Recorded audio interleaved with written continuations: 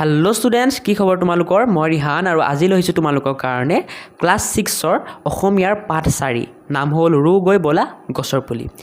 এই পাঠটোৰ সকলো প্ৰশ্ন উত্তৰ যিবোৰ পৰীক্ষাৰ কাৰণে তোমালোকৰ ইম্পৰ্টেণ্ট হয়। ঠিক আছে, আজি এই ভিডিঅ'ত মই ক্ৰিয়াকলাপৰ সকলো পৰীক্ষাৰ কাৰণে ইম্পৰ্টেণ্ট প্ৰশ্ন উত্তৰ দিম আৰু লগতে তোমালোকক কৈও দিম কোনবোৰ প্ৰশ্ন তোমালোকৰ একেবাৰে পৰীক্ষাৰ কাৰণে ইম্পৰ্টেণ্ট নহয়, যাতে ইম্পৰ্টেণ্টখিনি যোনবোৰ আহে বাৰে বাৰে সেইবোৰ ভালকৈ মুখস্থ কৰি পৰীক্ষাত ভাল নম্বৰ স্ক'ৰ কৰিব পৰা। আৰু চিন্তা নকৰিবা, মই যোনবোৰ ডাঙৰ ডাঙৰ প্ৰশ্নৰ উত্তৰ হয় সেইবোৰ কাৰণে উত্তৰবোৰ একেবাৰে চুটিকৈ লিখি আনিছোঁ। ঠিক আছে, আৰু ডাঙৰকৈও লিখি আনিছোঁ, মানে দুই ধৰণে লিখি আনিছোঁ। যোনবোৰ ডাঙৰ উত্তৰ হয় সেইবোৰ ডাঙৰকৈও লিখিছোঁ উত্তৰবোৰ, আৰু সৰুকৈও লিখিছোঁ। যাক উত্তৰটো ডাঙৰকৈ লাগে ডাঙৰটো লিখি ল'বা, যাক সৰুটো লাগে সৰুটো লিখি ল'বা। অ'কে, এতিয়া মই তোমালোকক অনলাইন পঢ়াওঁ, অনলাইন টিউশ্যন কৰাওঁ, য'ত মই তোমালোকক সকলো ছাবজেক্টৰ সকলো প্ৰশ্ন উত্তৰবোৰ চলিউশ্যন কৰি দিওঁ, বুজাই দিওঁ, MCQ দিওঁ। ঠিক আছে, এইবোৰ নোটছ চব দি দিওঁ মই। গতিকে মোৰ পৰা যদি অনলাইন পঢ়িব বিচাৰা কেনেকৈ পাৰিবা এই ভিডিঅ'ৰ মাজতে মই কৈ দিম, ভিডিঅ'টো শেষৰলৈকে চাই থাকিবা। এতিয়া আহা, প্ৰথমে আমি ক্ৰিয়াকলাপৰ পাঠভিত্তিক প্ৰশ্ন উত্তৰসমূহ চাই লওঁ। পাঠভিত্তিকৰ তোমালোকৰ 1 নম্বৰ প্ৰশ্নটো দিছে MCQ। এই 1 নম্বৰ দুটা MCQ আছে, চোৱা, এইটো এটা আৰু দুইটাই তোমালোকৰ পৰীক্ষাৰ কাৰণে ইম্পৰ্টেণ্ট। মই কৈ দিছোঁ উত্তৰবোৰ চাই লোৱা, তোমালোকে চিন্তি ল'বা। প্ৰথম MCQটো হৈছে নাটিকাখনৰ প্ৰথম দৃশ্যত গুণগুণকৈ গীত গাই কোনে ছবি আঁকিছিল? উত্তৰ হ'ব গ নম্বৰ, মননে। গতিকে গ নম্বৰটো বোলাই দিবা। ঠিক আছে, গ নম্বৰ অপশ্যনটো বোলাই দিবা। নেক্সট MCQটো হ'ল সুমনাই বা সুমনাই ক'লে হ'ল। ঠিক আছে, সকলোকে হাতে হাতে কোৰ খন্তি সাঁতোৰা লৈ আহিবলৈ কিয় কৈছিল? উত্তৰ হ'ব গ নম্বৰ, গছৰ পুলি ৰুবৰ বাবে। গতিকে এই গ নম্বৰ উত্তৰটো বোলাই দিবা।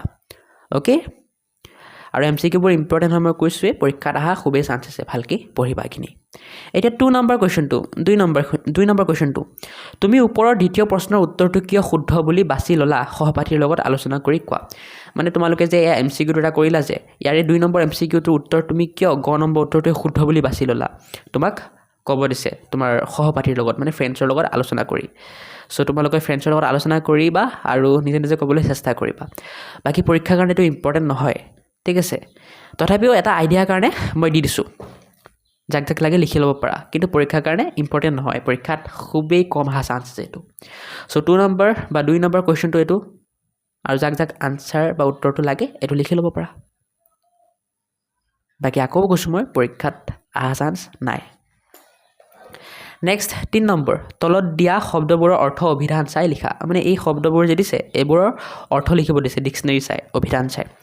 চ' পৰীক্ষাত অহা চান্স আছে বাৰু এইবোৰ, কিন্তু ইমানো ইম্পৰ্টেণ্ট নহয়, কিন্তু নাহে বুলিও নকওঁ। ঠিক আছে, পাৰিলে চাবা। চ' উত্তৰবোৰ মই লিখি দিছোঁ, চোৱা, শব্দ এনেকৈ লিখিছোঁ, এইপিনে অৰ্থ লিখিছোঁ, এনেকৈ ধুনীয়াকৈ এটা চাৰ্ট বনাই লিখি ল'বা। ফেৰেঙনি শব্দৰ অৰ্থ হ'ল গছৰ ডাল, প্ৰদৰ্শনী মানে দেখুওৱাৰ সভা, জোপোহা মানে থোপা থোপে হোৱা, পিছত বন মহোৎসৱ মানে গছ ৰোৱাৰ উৎসৱ, শীতল মানে ঠাণ্ডা, খন্তি মানে সৰু কোৰ, এনেকৈ লিখি ল'বা। এইকেইটা শব্দ আছিল, মই ধুনীয়াকৈ দি দিলোঁ। এতিয়া ষ্টুডেণ্টছ 3 নম্বৰখিনি হৈ গ'ল, 2 নম্বৰ হৈ গ'ল, 1 নম্বৰ হৈ গ'ল, 4 নম্বৰটো চোৱা। 4 নম্বৰ কৈছে তোমালোকক পাঠটোৰ দ্বিতীয় ছবিখনত কাহিনীটোৰ কোনটো দৃশ্য বা কোনটো অংশ প্ৰকাশ পাইছে আলোচনা কৰি তলত দিয়া বাকচত লিখা। মানে তোমালোকৰ কাহিনীটোত 2টা দৃশ্য আছিল, প্ৰথম দৃশ্য আৰু দ্বিতীয় দৃশ্য। এতিয়া দ্বিতীয় দৃশ্যত তোমালোকৰ কাহিনীটোৰ কি অংশ প্ৰকাশ পাইছে ইয়াত লিখিব দিছে। ঠিক আছে, চ' মই লিখি দিছোঁ, তোমালোকে চাই লিখি ল'বা। এই 4 নম্বৰটোৰ কাৰণে মই 2টা উত্তৰ লিখিছোঁ। এই 4 নম্বৰ প্ৰশ্নটোৰ কাৰণে 2টা উত্তৰ লিখিছোঁ মই। এটা এইটো ডাঙৰ, যাক ডাঙৰকৈ লাগে ভিডিঅ'টো প'জ কৰি ল'বা আৰু এইটো লিখি ল'বা। ঠিক আছে, আৰু এটা এই হালধীয়া কালাৰটো সৰু, যাক 4 নম্বৰ উত্তৰটো সৰুকৈ লাগে সিহঁতে এইটো লিখি ল'বা। কিন্তু পৰীক্ষাৰ কাৰণে 4 নম্বৰ উত্তৰটো ইম্পৰ্টেণ্ট নহয়, পৰীক্ষাত 4 নম্বৰ উত্তৰটো অহা চান্স একেবাৰেই কম আছে। এতিয়া নেক্সট 5 নম্বৰখিনি চাওঁ আমি। আহা, 5 নম্বৰ তোমালোকক কৈছে তলত দিয়া প্ৰশ্নকেইটাৰ উত্তৰ কোৱা আৰু লিখা। মানে এই প্ৰশ্নবোৰৰ উত্তৰ দিব দিছে। আহা, দি দিওঁ, আমি এইকেইটা প্ৰশ্নৰ উত্তৰ দি দিওঁ। এইকেইটাত 1 নম্বৰ আহিব পাৰে, 1 মাৰ্কৰ কুৱেশ্যন এইবোৰ। চ' মই তোমালোকক দি আছোঁ, তোমালোকে চাই লিখি লোৱা। 5 নম্বৰ ক, মননে ছবিখন কিয় আঁকিছিল? উত্তৰ লিখিবা, মননে ছবিখন বন মহোৎসৱৰ প্ৰদৰ্শনীত দিবলৈ আঁকিছিল। যাক সৰুকৈ লাগে এইটো, এই ক নম্বৰ উত্তৰটো যাক আৰু সৰুকৈ লাগে, এনেতো সৰুকৈ দিছোঁ, যাক আৰু সৰুকৈ লাগে উত্তৰ দি বন মহোৎসৱৰ দি দাই দি দিলে হ'ল। চিন্তা নকৰিবা, ডাঙৰকৈ লিখিলেও তোমালোকৰ 1 মাৰ্ক দি দিব, আৰু সৰুকৈ লিখিলেও তোমালোকৰ 1 মাৰ্ক দি দিব। জাষ্ট ডাঙৰকৈ লিখিলে তোমালোকৰ বাইদেউ বা ছাৰ অকণ ভাল পায় মানে। ঠিক আছে, আৰু তোমালোকক মাৰ্ক একেবাৰে নাকাটে কিন্তু সৰুকৈ লিখিলেও তোমালোকৰ মাৰ্ক দি দিব কাৰণ তোমালোকে ক্লাছ 6তে হয় কিন্তু তোমালোকৰ মেম বা ছাৰ যদি অকণ বেছি ষ্ট্ৰিক্ট আছে তেতিয়া হাফ এটা কাটিব পাৰে ঠিক আছে হাফ পৰাপক্ষত নাকাটে দেই মোৰ মতে পৰাপক্ষত নাকাটে চ' পাৰিলে দি দিব এতিয়া তোমালোকৰ ওপৰত ডিপেণ্ড কৰিব তোমালোকে যদি মন আছে সৰুকৈ মানে অকল বন মহোৎসৱৰ লিখি দিলে হ'ল বা যদি ফুল মাৰ্কছ লাগে মানে একদম বাইদেউক ইমপ্ৰেছ কৰিব বিচাৰা তেতিয়া ধুনীয়াকৈ গোটেইখিনি লিখি দিবা ঠিক আছে খ নম্বৰ গছে আমাক কি দিয়ে বুলি মননে কৈছে উত্তৰ লিখিবা মননে কৈছে গছে ফুল ফল শীতল চাহ দিয়ে এতিয়া এই খ নম্বৰ উত্তৰ যাক আৰু সৰুকৈ লাগে সিহঁতে উত্তৰ দি ফুল ফল শীতল চাহ দি পেলাই ডায়েৰী দি দিলেই হৈ যাব মানে উত্তৰ লিখিবা ফুল ফল শীতল চাহ লিখিবা ডায়েৰী দি দিবা অকল দাঁত কালাৰ কৰাখিনি লিখিলে হ'ল যাক একেবাৰে সৰুকৈ লাগে ঠিক আছে চিন্তা নকৰিবা মাৰ্কছ পাই যাব লাগে মোৰ মতে মাৰ্কছ দি দিব ফুল মাৰ্কছ দি দিব নেক্সট গ নম্বৰ আকাশীয়ে গছৰ মূঢ়াটোৰ গা গছ আৰু আঠাৰ টোপালত দিয়া ৰঙা ৰংটোৱে কি সূচাইছে এতিয়া ইয়াৰ উত্তৰ লিখিবা এনেকৈ আকাশীয়ে গছৰ মূঢ়া আৰু আঠাৰ টোপালত দিয়া ৰঙা ৰংটোৱে গছ কাটিলে তেজ বৈ ওলোৱাৰ দৰে যন্ত্ৰণা সূচাইছে এতিয়া এনেতো মই সৰুকৈ লিখিছোঁ বাৰু এই গ নম্বৰ উত্তৰটো যাক আৰু সৰুকৈ লাগে ঠিক আছে যাক আৰু সৰুকৈ লাগে সিহঁতে অকল গছ কাটিলে তেজ বৈ ওলোৱাৰ দৰে যন্ত্ৰণা সূচাইছে এইখিনি লিখিলেই হ'ল অকল দাঁত কালাৰ কৰাখিনি লিখিলেই হ'ল উত্তৰ দি পেলাই ঘ নম্বৰ বন মহোৎসৱ সপ্তাহৰ সামৰণি সভাখন ক'ত অনুষ্ঠিত হ'ব এতিয়া এই প্ৰশ্নটোৰ উত্তৰ এনেকৈ লিখিবা বন মহোৎসৱ সপ্তাহৰ সামৰণি সভাখন জিলা পুথিভঁৰালত অনুষ্ঠিত হ'ব এতিয়া এনেতো সৰুৱেই যাক আৰু সৰুকৈ লাগে উত্তৰ দি জিলা পুথিভঁৰালত লিখি ডায়েৰী দি দিলেই হৈ যাব ঙ নম্বৰ পৱন খুৰাই মননহঁতক কি খুৱাব বুলি কৈছিল উত্তৰ লিখিবা পৱন খুৰাই মননহঁতক বুট নাৰিকল খুৱাব বুলি কৈছিল যাক আৰু সৰুকৈ লাগে ঙ নম্বৰটো উত্তৰ দি বুট নাৰিকল দি ডায়েৰী দি দিলেই হৈ যাব প্ৰথম 6 নম্বৰ যাও আহা সকলোটি শীৰ্ষক গানটো কোনে গাবলৈ আৰম্ভ কৰিছিল উত্তৰ লিখিবা ঋতুপনে গানটো গাবলৈ আৰম্ভ কৰিছিল যাক প্ৰথম 6 নম্বৰটো আৰু সৰুকৈ লাগে উত্তৰ দি ঋতুপনে লিখিবা আৰু ডায়েৰী দি দিলেই হৈ যাব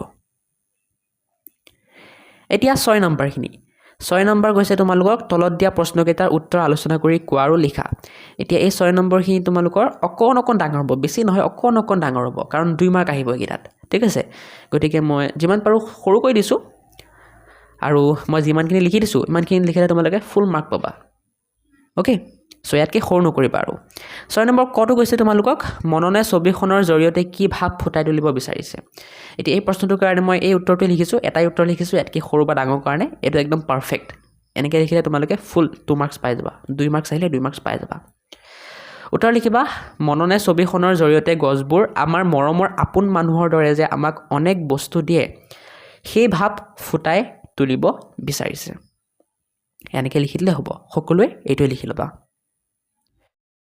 এতিয়া নেক্সট খ নম্বৰ প্ৰশ্নটো চোৱা সুমনাই বা সুমনাই যেনেকুৱা কিয় গছৰ পুলিবোৰ ৰোৱাৰ পাছত সেইবোৰৰ কি হ'ব বুলি শংকা কৰিছে তাইৰ এই শংকা কোনে কেনেদৰে দূৰ হ'ব বুলি কৈছে এতিয়া এই প্ৰশ্নটোৰ কাৰণে মই এটা উত্তৰ লিখিছোঁ আৰু সেইটো হ'ল এইটো ঠিক আছে মই একদম যিমান পাৰোঁ সৰুকৈ লিখি দিছোঁ আৰু একেবাৰে ধুনীয়াকৈ লিখি দিছোঁ এনেকৈ লিখিলে তোমালোকে ফুল মাৰ্কছ পাবা ইয়াতকৈ সৰু নকৰিবা ইয়াতকৈ সৰু কৰিলে নাম্বাৰ নোপোৱা কাৰণ চোৱা 2টা প্ৰশ্ন আছে এটা এইটো গতিকে 2টা প্ৰশ্নৰ কাৰণে 2 নম্বৰ থাকিব আৰু এইখিনিতো লিখিব লাগিবই চ' ধুনীয়াকৈ লিখিবা এনেকৈ লিখিবা সুমনাই শংকা কৰিছে যে গছৰ পুলিবোৰ গৰু ছাগলীয়ে খাই পেলাব সুমনাৰ এই শংকা ঋতুপনে দূৰ কৰিলে এয়া কৈ যে ক্লাবৰ দাদাহঁতে জেওৰা দি বেৰি দিব ঠিক আছে নেক্সট গ নম্বৰ প্ৰশ্ন হ'ল মননহঁতে গছৰ পুলি ৰোৱাৰ পৰিকল্পনা কেনেদৰে কৰিছিল উত্তৰটো ধুনীয়াকৈ এনেকৈ লিখি দিবা মাত্ৰ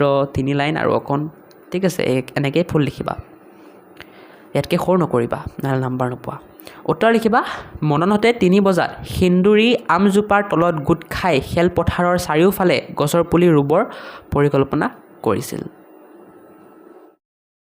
ভিডিঅ'টোৰ মাজতে কৈ দি আছোঁ কেনেকৈ মোৰ পৰা অনলাইন পঢ়িব পাৰিবা ইয়াৰ কাৰণে এই ভিডিঅ'ৰ ডেছক্ৰিপশ্যনটো খুলি ল'বা আৰু তাত থকা প্ৰথম লিংকটোত ক্লিক কৰি YourZYZ Assam নামৰ মোৰ ইনষ্টাগ্ৰাম একাউণ্টটো ফ'ল' কৰি দিবা আৰু যি প্ৰশ্ন বা ডাউট থাকে তাত মোক সুধিবা মই নিশ্চয় ৰিপ্লাই দিম নেক্সট এপ লিংকটোত ক্লিক কৰি মোৰ এপ সহায়ক লাৰ্ণিং হাব ডাউনলোড কৰি ল'বা আৰু সেই এপটো কেনেকৈ ডাউনলোড কৰিব লাগে কেনেকৈ ইউজ কৰিব লাগে কেনেকৈ কোৰ্চ ল'ব লাগে কেনেকৈ অনলাইন টিউচন কৰিবা সকলো মই এই এপ টিউটৰিয়েল নামৰ ভিডিঅ'টোত বুজাই দিছোঁ ক্লিক কৰি ভিডিঅ'টো চাই পেলাই বুজি ল'বা কোনোবাই যদি ৰিয়েলি কোৰ্চ ল'বলৈ ইণ্টাৰেষ্টেড আছা তেন্তে সেই কোৰ্চবোৰত মই কি পঢ়াম কি নপঢ়াম কেনেকৈ পঢ়াম কেতিয়া পঢ়াম সকলো ডিটেইলছ মই ইয়াত দি থ'ম গৈ চাব পাৰিবা যেনে মই ইংৰাজীৰ কাৰণে কোৰ্চ লঞ্চ কৰিছোঁ আৰু তাৰ কাৰণে সেই সকলো কোৰ্চৰ ডিটেইলছৰ এটা ভিডিঅ' বনাইছোঁ এই ভিডিঅ'টোত ক্লিক কৰি চাব পাৰিবা বাকীবোৰৰ কাৰণে দিয়া নাই মানে বাকীবোৰ কোৰ্চ লঞ্চ কৰা নাই বাকীবোৰৰ কোৰ্চ লঞ্চ কৰিলে ইয়াত ডিটেইল ভিডিঅ'বোৰ দি দিম মই চাব পাৰিবা ঠিক আছে তোমালোকে যদি এনি প্ৰব্লেম পোৱা কোৰ্চ ল'বৰ কাৰণে বা এপটোত এনি প্ৰব্লেম পোৱা মোক সেই ইনষ্টাগ্ৰাম একাউণ্টটোত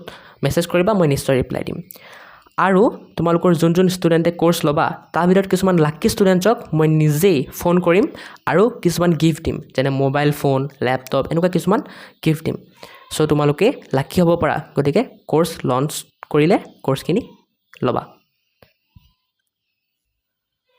আৰু চিন্তা নকৰিবা কোৰ্চখিনি একেবাৰে মিনিমাম প্ৰাইচ ৰাখিম মই একেবাৰে মিনিমাম যেনেকৈ এবছৰত 600 টকা বা 700 টকা বা 500 টকা তেনেকুৱা ঠিক আছে আৰু কিছুমান ষ্টুডেণ্টে যদি সেইখিনি পইচাও এফৰ্ড কৰিব নোৱাৰা তেতিয়া মই ইউটিউবত যি ফ্ৰী ভিডিঅ' বনাই থৈছোঁ তোমালোকৰ ক্লাছৰ সেইবোৰ চাব পৰা সেইবোৰৰ লিংক এনেকৈ দিয়া থাকিব চাব পৰা গৈ পেলাই নেক্সট অকণ তলত যাবা তেতিয়া দেখা পাবা মাই ছ'চিয়েল মিডিয়া লিংকছ বুলি দি মোৰ ইনষ্টাগ্ৰাম হোৱাটছআপ ফেচবুক এইবোৰৰ লিংক দি আছে সেইবোৰত গৈ পেলাই মোক ফ'ল' কৰি দিবা ঠিক আছে এতিয়া তোমালোকৰ ভিতৰত কিছুমান ষ্টুডেণ্টে ভিডিঅ' ডেছক্ৰিপশ্যন খুলিব নাজানে সিহঁতক মই শিকাই দি আছোঁ চোৱা যেতিয়ালৈকে ইউটিউবটো আপডেট নহয় এনেকৈ তোমালোকে ভিডিঅ' ডেছক্ৰিপশ্যন খুলিব পাৰিবা ইয়াৰ কাৰণে ভিডিঅ'টো সৰু কৰি ল'বা কৰি লৈ এই মোৰ অপশ্যনটোত ক্লিক কৰিবা মোৰ কৰাৰ পাছত এনেকুৱা এটা পেজ খুলি যাব ইয়াত আকৌ তলত মোৰ বুলি লিখা আছে সেই অপশ্যনটোত ক্লিক কৰিলে এনেকুৱা এটা পেজ খুলি যাব আৰু এই পেজটো হ'ল তোমালোকৰ ভিডিঅ' ডেছক্ৰিপশ্যন য'ত মই এপ লিংক ইনষ্টাগ্ৰাম লিংক বাকী ভিডিঅ'বোৰ লিংক সকলো ইয়াতে দি থৈছোঁ গৈ পেলাই চাব পাৰিবা এতিয়া আমি 7 নম্বৰ প্ৰশ্নখিনি চাম 7 নম্বৰ কৈছে কোনে কাক আৰু কি প্ৰসংগত কৈছে লিখা ইয়াৰ দুটা প্ৰশ্ন আছে ক আৰু খ দুইটাই পৰীক্ষাৰ কাৰণে ইম্পৰ্টেণ্ট আৰু ইয়াত 2 বা 3 মাৰ্ক আহিব এটা প্ৰশ্নত ভালকৈ চাবা এই কাৰণে ঠিক আছে ইয়াৰ আগতে আমি 5 আৰু 6 নম্বৰখিনি চাই আহিছিলোঁ এইকেইটাও বহুত ইম্পৰ্টেণ্ট 5 আৰু 6 এইকেইটাও পৰীক্ষাত বহুত বাৰে বাৰে আহি থাকে ভালকৈ চাবা 7 নম্বৰ ক আৰু খ চাই লওঁ এতিয়া 7 নম্বৰ কটো তোমালোকক কৈছে আমাৰ মানুহকণহঁতে মানে ক শ্ৰেণীৰ ল'ৰা ছোৱালীবিলাকে নাচি গান এটা গাবগৈ নহয় এতিয়া তোমালোকে ক'ব লাগে এই কথাষাৰ কোনে কৈছিল কাক কৈছিল আৰু কি প্ৰসংগত কৈছিল মানে কিয় কৈছিল আৰু সেইটো সুধিছে চ' উত্তৰ লিখিবা ঋতুপনে সুমনা বা সুমনা আৰু মননক কৈছিল বন মহোৎসৱৰ সামৰণি সভাৰ প্ৰসংগত এনেকৈ লিখিলে হৈ যাব আৰু ইয়াত 2 মাৰ্ক থাকিব দেই ভালকৈ এইকাৰণে কাৰণ চোৱাচোন কেইটা প্ৰশ্ন আছে 2 মাৰ্কৰ থাকিব পাৰে 3 মাৰ্কৰ থাকিব পাৰে ভালকৈ এইকাৰণে কাৰণ 3টা প্ৰশ্ন আছে চোৱা কোনে কাক আৰু কি 3টা প্ৰশ্ন আছে দেখিছা গতিকে ভালকৈ চাবা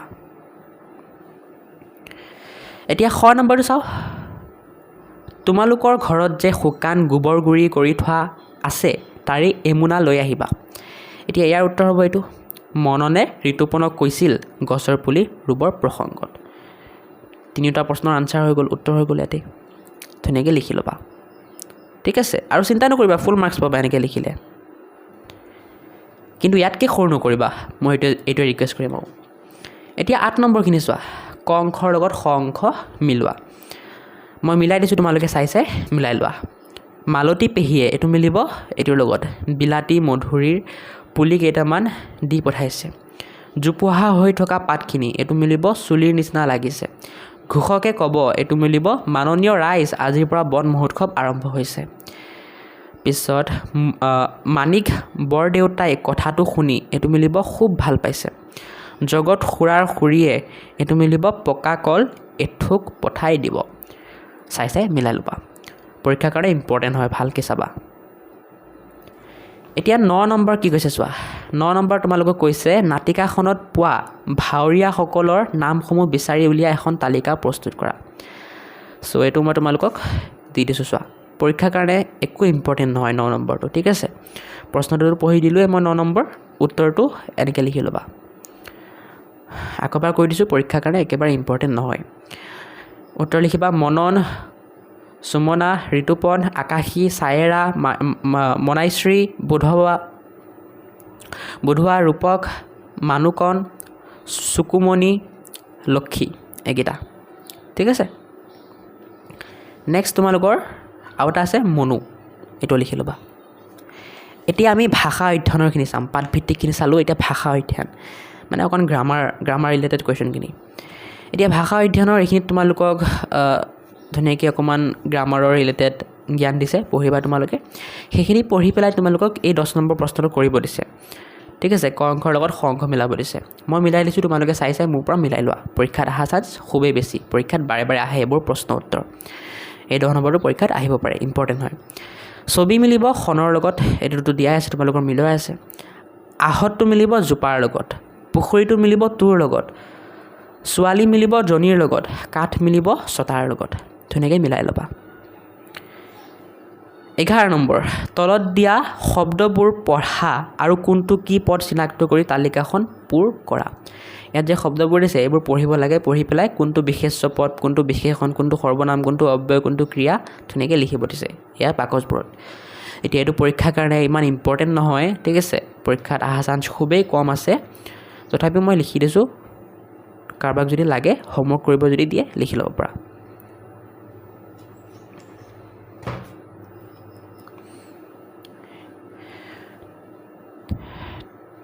ইলেভেন নম্বৰটো আছিল ন? 11 নম্বৰ বা 11 নম্বৰ প্ৰশ্নটো মই পঢ়ি দিলোঁৱেই, উত্তৰটো এনেকৈ লিখি ল'বা। বিশেষ্য পদ, বিশেষ্য পদত কি কি আছে? মনন, চকু, চুবুৰী, জেউৰা। ইয়াত লিখিবা চোৱা, বিশেষ্য পদত সেইকেইটা লিখি ল'বা। ঠিক আছে। বিশেষণত কি আছে? ধুনীয়া, ভাল। গতিকে এই বিশেষণত ধুনীয়া, ভাল লিখি ল'বা। তেনেকৈ সৰ্বনামত কি দিছে? তাই, মই, সিহঁত, আমি, তাত লিখি ল'বা সৰ্বনামৰ জেগাত। অব্যয়ত হ'ব আৰু, যদি, তাত লিখি ল'বা। ক্ৰিয়াত হ'ব দিও, আহা, তাত ধুনীয়াকৈ লিখি ল'বা। ঠিক আছে। এতিয়া নেক্সট তোমালোকৰ 12 নম্বৰ, বাক্য ৰচনা কৰা। এই বাক্য ৰচনা কৰা প্ৰশ্নটো বহুত ইম্পৰ্টেণ্ট, পৰীক্ষাত খুবেই আহে। গতিকে মই দি দিছোঁ, তোমালোকে চাই লিখি লোৱা আৰু ভালকৈ মুখস্থ কৰিবা দেই বাক্য ৰচনা কৰাখিনি। বাক্য ৰচনাৰ উত্তৰটো এনেকৈ লিখিবা। প্ৰদৰ্শনী, প্ৰদৰ্শনী শব্দটো দি বাক্য এইটো হ'ব। মননে বন মহোৎসৱৰ প্ৰদৰ্শনীৰ বাবে ছবি আঁকিছিল। খেলপথাৰ, খেলপথাৰ দি বাক্য এনেকৈ লিখিবা।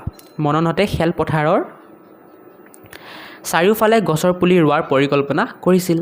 ধৰণী, ধৰণী দি এনেকৈ লিখিবা। গছৰ পুলি ৰোৱাৰ জৰিয়তে ধৰণী সেউজীয়া কৰিব পাৰি। ঠিক আছে। ধৰণী অৰ্থটো বুজি পাইছা? ধৰণী মানে পৃথিৱী। পুথিভঁৰাল, পুথিভঁৰাল দি বাক্য এনেকৈ ৰচনা কৰিবা। বন মহোৎসৱৰ সামৰণি সভা জিলা পুথিভঁৰালত হ'ব। গছপুলি, গছপুলি দি এনেকৈ লিখিবা। গছপুলি ৰোৱাটো পৰিৱেশ ৰক্ষাৰ এটা উপায়। আৰু আছেনে? নাই। বাক্য ৰচনা ইয়াতে শেষ। বাৰে বাৰে কৈছোঁ, বাক্য ৰচনাখিনি বহুত ইম্পৰ্টেণ্ট, ভালকৈ চাবা, পৰীক্ষাত আহিবই কিন্তু। 13 নম্বৰ, পাঠটোৰ পৰা জুৰীয়া শব্দবোৰ বিচাৰি লিখা। জুৰীয়া শব্দ মানে এনেকুৱা দুটা শব্দ যাৰ মাজত হাইফেন থাকে, সেইবোৰ জুৰীয়া শব্দ। যেনেকৈ এটা উদাহৰণ দি দিছে তোমালোকক, চকুমুখ। এনেকুৱাই পাঠটোৰ পৰা আৰু জুৰীয়া শব্দ বিচাৰি পেলাই লিখিব দিছে।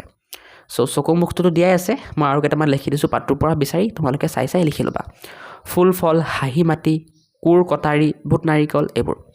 এতিয়া পৰীক্ষাত এইবোৰ অহা ইমান চান্স নাই বাৰু, কিন্তু একেবাৰে নাহে বুলিও নকওঁ। ঠিক আছে।